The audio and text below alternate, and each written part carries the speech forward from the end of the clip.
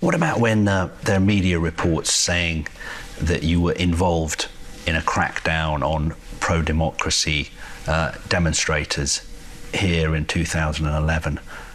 I mean, all I can say is just a repeat of what I said before. And, you know, it's the same accusation that's been going in the media and circle again and again and again. And I think the answers are very clear. You know, I mentioned that in a few times, whether it's through, you know, all the media, you know, cooperation, and I made it very clear. But it's a purely political motivated issue. It's never a football. And we mentioned that very clearly with all the evidence. Yet, on the other hand, there is no evidence whatsoever to come up with all those accusations. But, you know, we are football people. You know, we handle things in our own. I've been elected in 2013 and 15. You know, I've been through the integrity check. But each time there is an election, a story comes up.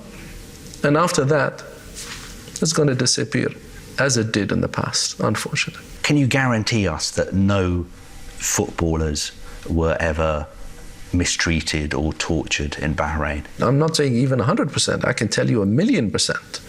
From a football official, we've never taken any decision with regard to any player, whether it's in football or any other sports, with matters that are not related to the sport itself. What about the specific allegation that you were the chairman of a committee that met on the 10th of April 2011 to identify athletes that had taken part in pro-democracy demonstrations?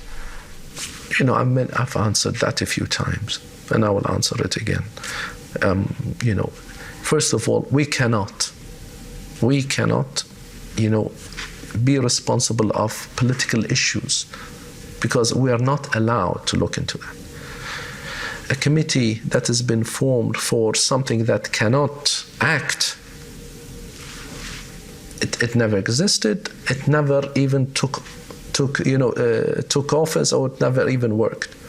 It's against, as I said, you know, I can give you the article in the law, and you can see it on your, you know, and it was like before 2011. And I think anybody that you can talk in football in Bahrain will tell you that we're never involved in those issues ever. If you do become the FIFA president, would you be willing to meet with these human rights groups? I can understand people have some issues about, you know, political matters, but I think it should be addressed to the right body, to the people who are responsible, not in football and in sports. But, you know, if I'm elected, or even now, if people want to discuss matters, they're most welcome, whether now or later. I've got nothing to hide.